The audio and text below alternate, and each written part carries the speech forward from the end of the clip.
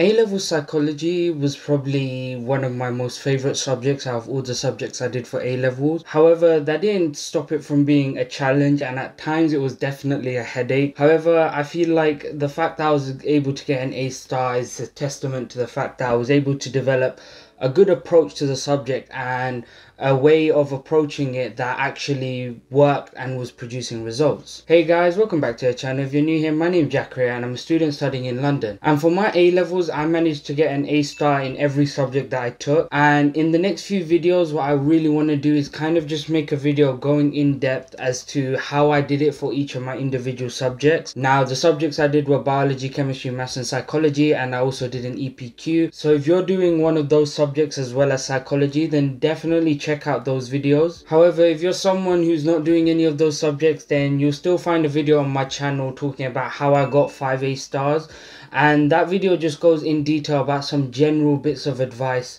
on how to approach any A-level whatsoever. However, the next few videos are going to be a bit more specific and a bit more tailored, not only to the subject but also the exam board I sat, which was AQA. I'll also be including useful links in the description below to some question banks or maybe some content that I think would really help you if you're also studying those subjects. As well as that, I'll also link below the textbooks I used so that you can get an understanding of what resources I had available to me when I was doing those subjects. As usual, timestamps will be in the description below so you can jump around and find exactly what you're looking for without wasting any time. Now, the first important thing with A-level psychology and especially with AQA is understanding what each of the assessment objectives are, or in other words, the AOs. Now, in AQA psychology at A-level, there's 3 AOs. There's AO1, AO2 and AO3. And it's really important to, at the very least, understand what each of those AOs are. If you've ever looked at a mark scheme, or if your teachers have ever marked one of your essays, then typically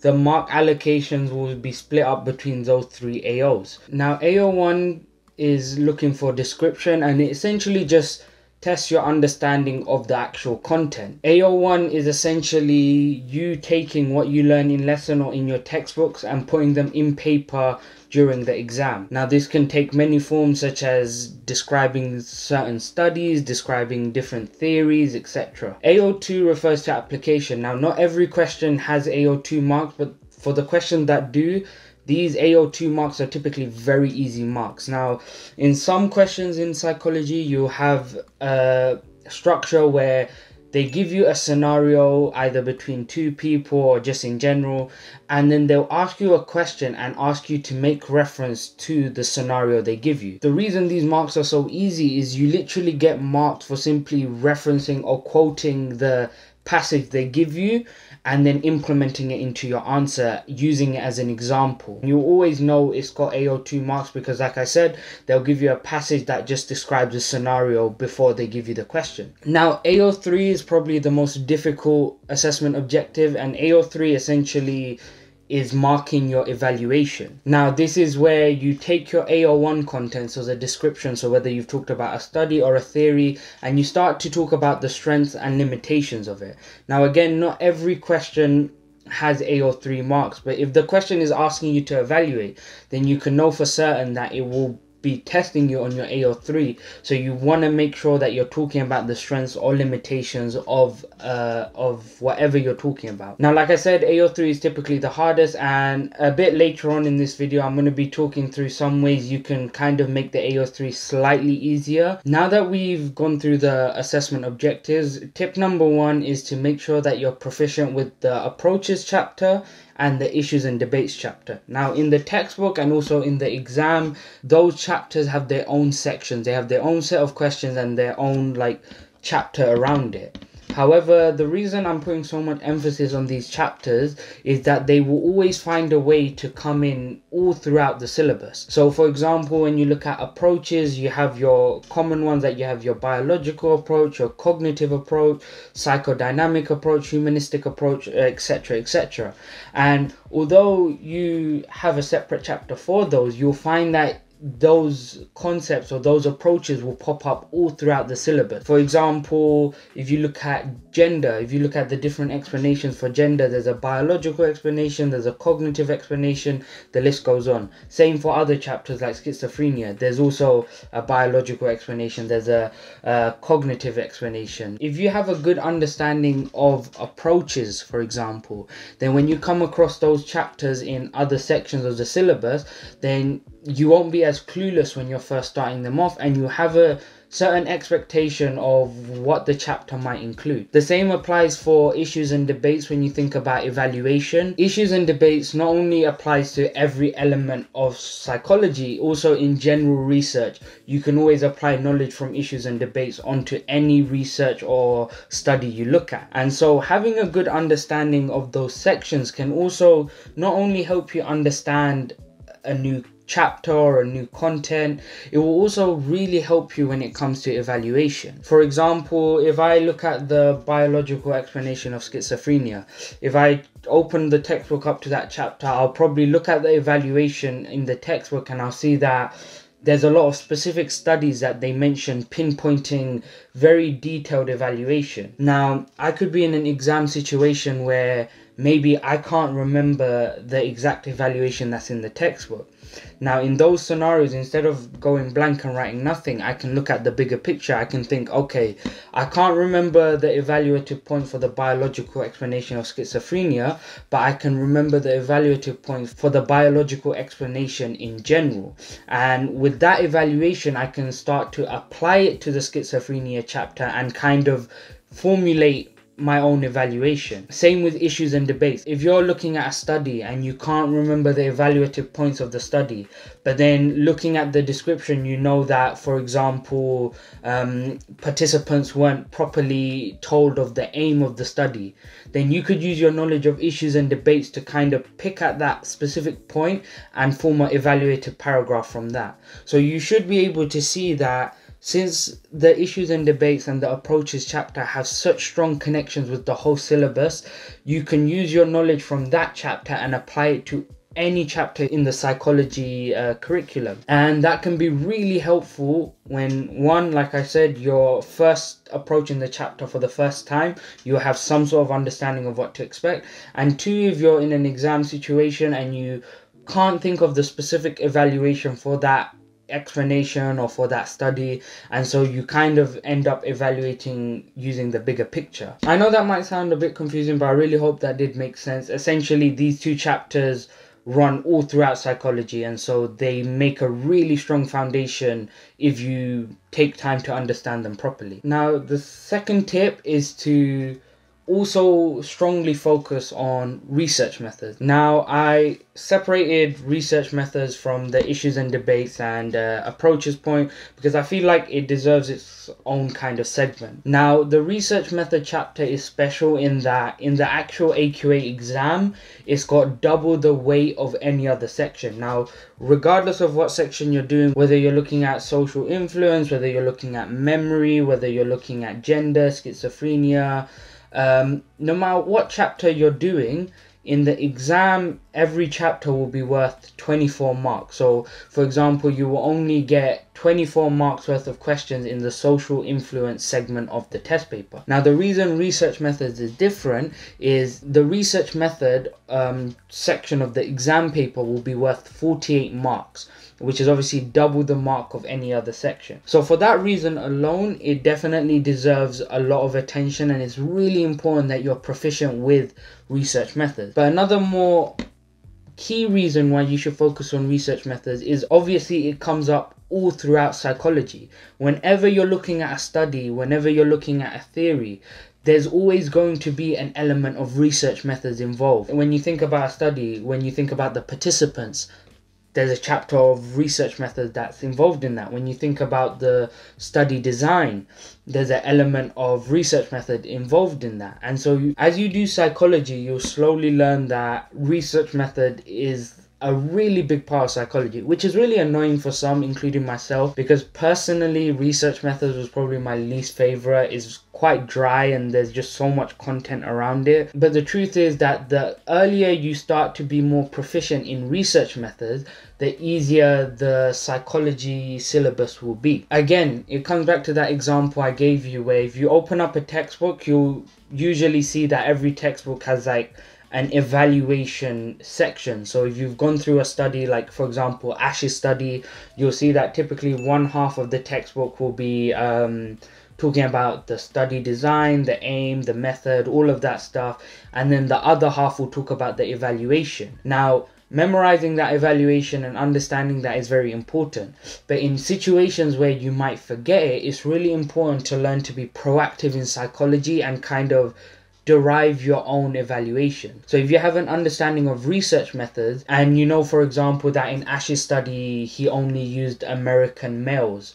then you can pinpoint that element of the sample and refer back to your knowledge of research methods and sampling and start to evaluate that. So hopefully you should be able to see the interlink between these chapters and how having a good understanding of these main chapters like research methods, approaches, issues and debates can really save you from having to learn more content. Instead of memorizing everything, you start being more proactive and you start deriving things yourself. And once you develop that skill, you'll find that the workload and the content load, which is very high in psychology, slowly starts to become more and more manageable. Now, tip number 3 is to understand that psychology is kind of like a game of just memorizing the content.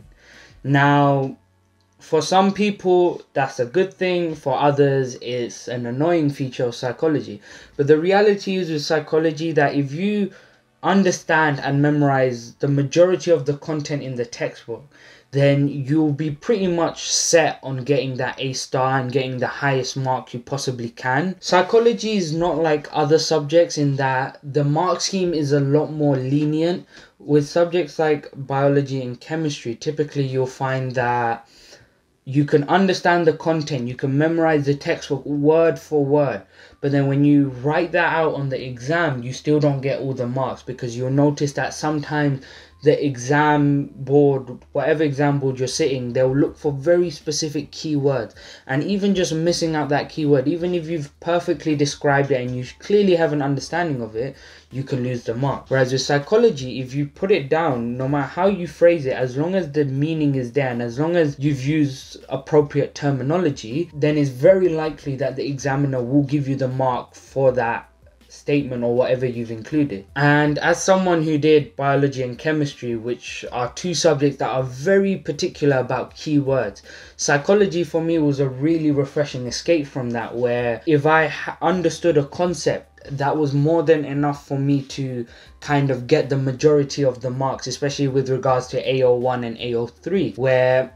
even if I paraphrased it a little bit, as long as the meaning was there and as long as it was coherent and made sense, then more often than not I managed to get the marks. Tip number 4 is to get into the habit of planning your essays. Now, this is coming from someone who completely was against planning essays. Whenever I approached A-level psychology essays, for example the 12 markers, but more specifically the 16 markers, I'd make it a point to kind of never plan, because I'd always think that if I understood the content, then all I had to do was kind of regurgitate all of that onto the paper. It's kind of like the point I made in the last bit of advice, where I said that it's kind of like a memory game where you just have to memorize the content and get it on paper. However, my psychology teacher would always kind of recommend that I planned my essays before I wrote them. Now, she never forced me to, but she'd always encourage me to try it out. And I found that eventually, as I started to use plans, yes, making a very quick plan took up some time. However, when I was writing out my essay, I found that overall I actually ended up saving time, because instead of writing down a paragraph and then thinking, okay, what's the next thing I want to talk about, I could just quickly refer back to my plan and think, okay, now I'm going to talk about this, and it would just save me a lot of time. Another benefit to planning that I found was that when I would look at the 16 marker, for example, I'd have an idea mentally of what I wanted to write, but then sometimes I'd end up writing the whole essay, handing it in, and then realizing that I completely forgot to talk about a point that I really wanted to mention. And I found that simply just writing down the mental plan I had in my head just on paper stopped that from happening. It also meant that I could make my essays flow better. For example, when it came to things like evaluation, I found that there were certain evaluations that were quite similar. For example, if you're evaluating a study and you're evaluating I don't know, the participants that were used, and you're also evaluating the experimental design, then I found that when I made a plan, what I typically do is I might put those two evaluative paragraphs really close together, like one after the other, and that way I could have a nice clean flow between my essay. Whereas if I didn't plan, what would sometimes happen is that maybe I'd write a paragraph about why the participants used as a limitation, and then I'd talk about another evaluative point, and then I'd talk about the experimental design, and it would kind of just be all over the place. Now I'll put on the screen an example of the plans I did. They were very, very simplistic. The way I'd literally do it is mainly I'd plan for the evaluation, because for me personally the description was always my strongest point. For me, it was the evaluation where I would struggle on most. But I would literally just write down some key points. So for example, if the 16 marker was referencing a study, I might just very quickly write down the participants of the study, the results, and whatnot. So specifically key numbers, because those are always harder for me to remember.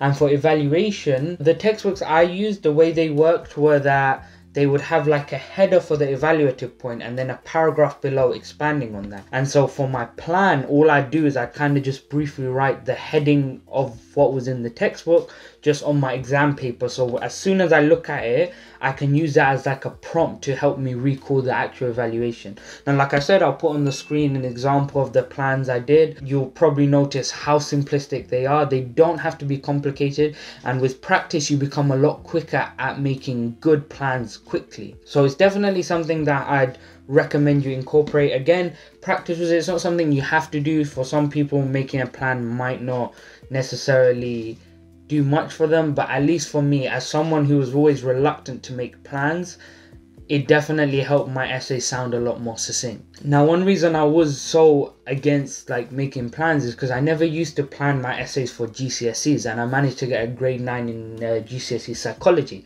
But I found that definitely in A levels, the essays are a lot more complex, and so having a good flow and kind of having a good structure to your essay can go a very long way. The next tip is to understand how to break down studies as you're learning them. Now, a big struggle with A-level psychology is the number of studies that are in the curriculum. There are literally so many studies, and like I said, as someone who did GCSE psychology, I think in GCSE altogether in the entire course there was probably maybe 10 to 14 studies, if I remember correctly, that we had to learn, whereas in A level there's about probably more than 10 studies per chapter. Now that's really daunting to hear, but if you have a way to kind of break down all your studies, and what I'd recommend is break down and then make them into flashcards, which I'm going to go into, then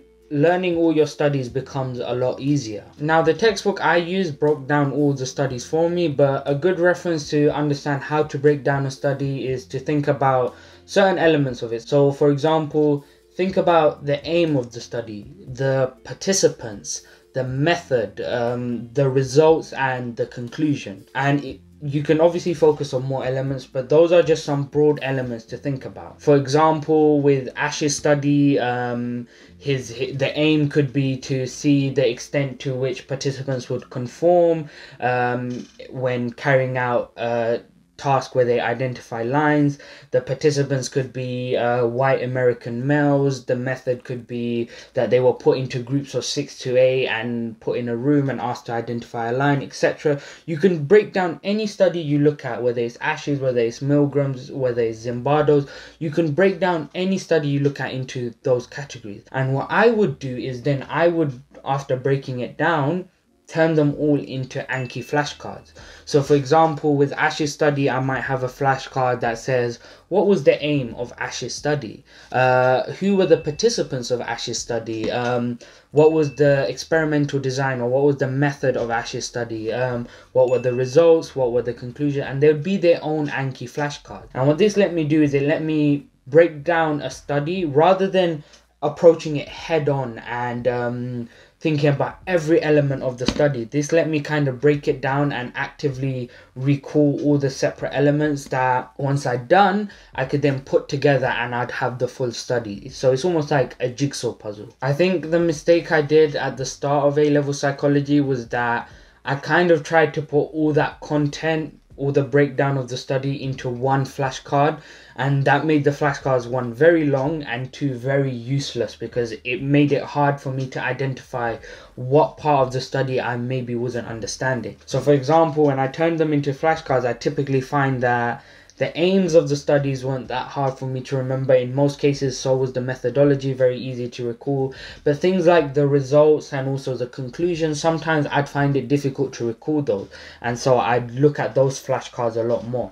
And you'll find that once you break it down into flashcards, it's a lot more manageable kind of learning all the studies. Now, the next tip kind of follows on from the last tip, sticking to the themes of approaching all the studies, is to learn the names of the studies. Now, there's probably a mixed opinion on this, and I remember when I was doing my A-level psychology, I'd always wonder whether or not you'd need to know the names of the studies. I'd say at the very least, know the names of the key studies that are mentioned in the specification, and also like the ones that typically have an entire spread in the textbook dedicated to them. So for example, one I've mentioned a lot, Ash's study, Zimbardo study, Milgram study, all these studies that are like quite high profile and quite famous, those studies you definitely want to remember the names for. But I'd personally also recommend learning the names for the smaller studies. Although you don't directly lose marks for not naming the studies, and in instances where you might forget the name of the psychologists who carried out the study, you might just say a study conducted on this field. So for example, if you're doing conformity, you could say a study conducted on conformity found that, and then talk about the study.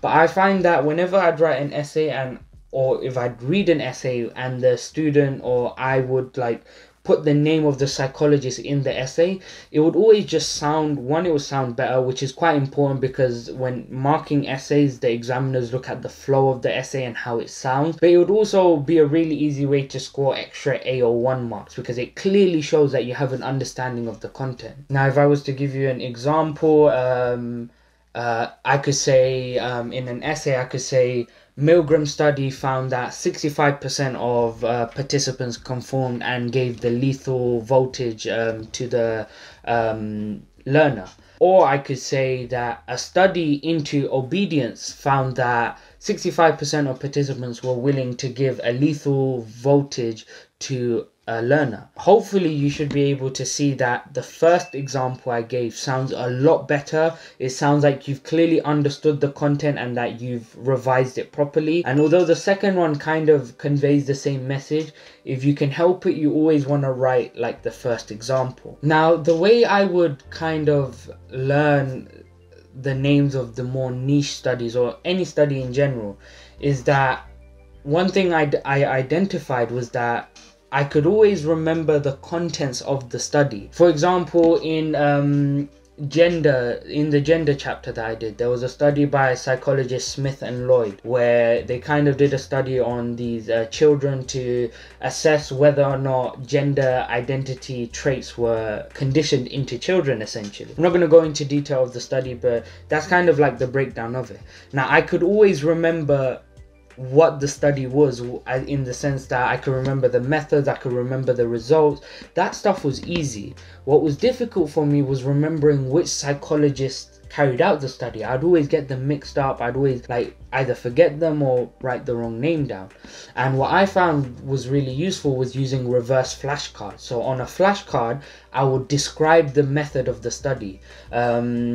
So if I use Ash's study, I might have on the flashcard, the participants were shown 3 lines and given a reference line that they had to compare to the images they were shown. For example, really bad explanation, but you get the point. And then I would have to identify what the psychologist's name was who carried out that study. So for example, the answer to that flashcard would be Ash's study. Now once I started doing that for all my studies, then I found that it was a lot easier for me to remember the psychologists' names and also the contents of the study. Reverse flashcards was something that I maybe started doing like near the beginning of year 2 psychology, and I really wish I've discovered that a lot sooner, because it was a complete game changer in terms of making my essays and my answers sound as sophisticated as possible. Tip number 7 is something that will also help you with evaluation and AO3, which is to understand that you can use studies and theories as evaluation for other studies and theories. Now that sounds really confusing, but hear me out. There is a lot of content in A-level psychology, and if I haven't emphasized that enough throughout this video, let me emphasize it here. There is a lot, and the more efficient you are with the content, so what I mean by that is the more you can take one thing you learn and apply it to as many things as possible, the less you will have to remember, the less content it will feel like there is. Now, you'll find that in a lot of cases, there will be certain studies or theories that directly contradict each other. A very common or famous example with anything in research or in psychology is the nature-nurture debate. So let's take gender, for example. With gender, there's a biological explanation for gender and there's a cognitive explanation for gender. Now, these two explanations directly contradict each other. Now, it doesn't mean that one is more right and one is more wrong. It's just the case is that they both contradict each other. What I can do is I can start to use that to my advantage. So I could say, if I'm talking about the biological explanation, I could say that a limitation of the biological explanation is the cognitive explanation of gender. And I've got an entire evaluative paragraph from content that I'd already learned separately. Now, I need to learn the explanation, the cognitive explanation for gender. It's part of my syllabus. But there's nothing stopping me from then using that information as evaluation for another chapter. And it's not like I have to relearn that explanation. I already know it. So I'm just getting the most out of all the content I'm learning and being more efficient with it. Now I can do the opposite. If I'm doing a question about the cognitive explanation of gender, then for my evaluation, I could say a limitation of the cognitive explanation of gender is the biological explanation, which explains a completely different perspective, and I can use that for the evaluation. So hopefully you should be able to see that when you start doing that, you save yourself a lot of learning, a lot of memorization, and a lot of understanding, because you're essentially getting the most out of the content that you're taking in. Now again, it kind of comes back to that thing where learning to do that and learning to make those links will really help you out when you're in an exam situation and you either forget the specific evaluation for the study or you're running out of things to talk about. It's a really effective way to gain more marks and kind of make the workload more manageable. Another tip that I think is very important that a lot of students kind of don't take advantage of, and that's to do as many practice essays as you can and get your teachers to look through them, read through them, and mark them. Now, unlike other subjects like biology, it's a lot harder to mark your own work in psychology. If I'm doing biology revision, the most I'm going to get is a 6-mark question, or 9 arguably. But even then, the mark schemes are very specific. They've just got all these bullet points that I can reference, and I might need my teacher to help me with 1 or 2 points. But for the most part, subjects like biology, chemistry, they're very nice to mark yourself because the mark schemes are very easy to follow. With psychology, the mark schemes have a bit more leeway, and so for that reason I found it was very difficult for me to kind of mark my essay myself, especially since it was a lot harder for me to kind of find the flaws with my own essay, because obviously you naturally have a bias towards your own work, and no matter how critical you are, it's going to be a lot harder for you to find the minor flaws with your answer. Whereas when I got my teacher to mark it, I would tell her to do this. I would tell her to be as brutal as she wanted to, and to be as specific, to nitpick at the smallest details that she felt could be improved. And I found that by having her expertise on the essay and having her feedback, that I started to find micro changes or even big changes that I could make in my essay that kind of bumped them up to maybe borderline A, pushing it to strongly in the A-star territory, which I think played a big role in my overall success in the subject. Sometimes I would email the essay to my teacher and she would mark it in her own time and give it to me in lessons. Other times we'd stay back after class and she'd talk me through it in detail. I definitely feel like that helped a lot. And this applies to any essay-based subject. Whether you're doing history or geography, even though this video isn't about that, you'll find that teacher feedback can play a big role in how well you do and understanding where the marks you're losing can be regained. Okay, so I'm currently in the middle of editing the video, so hopefully you can see here I'm in the middle of editing, and I realized that I forgot a tip that I feel like is quite important. So the tip that I missed out was that you should try and do as many 16 marker questions as you can in order to help you learn a lot of content a lot quicker. Now what I mean by that is, let's say for example you have or you do a 16 marker that's describe and evaluate the working memory model. Then if you can write a solid 16 marker on that and you've put in, like, let's say 20-30 minutes doing an essay under time practice and you do really well, then what that will mean is that if you, let's say, get a smaller answer question for the working memory model that you've already done a 16 marker for, then chances are whatever you needed to recall for that 16 marker can be used for other questions. So if you've done, let's say, a 16 marker on describe and evaluate the working memory model, and then in another exam or mock you see the question evaluate the working memory model and it's only worth 4 marks, in that 16 marker you did, chances are you covered the content that would also come up in that 4 marker. And so what I found was really useful was that when I did 16 markers and I was really strong in them, whenever I got a smaller mark question that covered that topic as well, I would just simply recall the time I did a 16 marker and just extract the relevant information from that. Now again, this is really useful when you think about the workload in psychology and when you try and think about ways you can make it as efficient as possible, whereby you're doing one thing but actually tackling multiple elements of the course at the same time. Now sometimes what you'll notice is that there's only a finite amount of 16 markers out there. There won't be a 16 marker that covers absolutely everything. So what I started doing was I literally started making up my own 16 markers, and that really helped me just kind of actively recall all the information at once in one question rather than having to do it at separate points. Now I would only do this when I'd done all my flashcards on the topic or I felt somewhat proficient in it, and then I'd go ahead and attempt a 16 marker just to really see if I could bring all the information on that chapter or topic into one. So for example, if I did a question that was like describe and evaluate the biological explanation for OCD, then what that would force me to do if I did it as if it were a 16 marker is that it would force me to get all the knowledge I have on the chapter on that section and kind of put it together, and one, that would let me see any kind of grey areas that I have, and two, it would mean that if I got a shorter answer question on, for example, the biological explanation for OCD, then I'd be more than ready to answer it. You see, in psychology this is quite common, where regardless of how many marks a question is, the content is typically the same.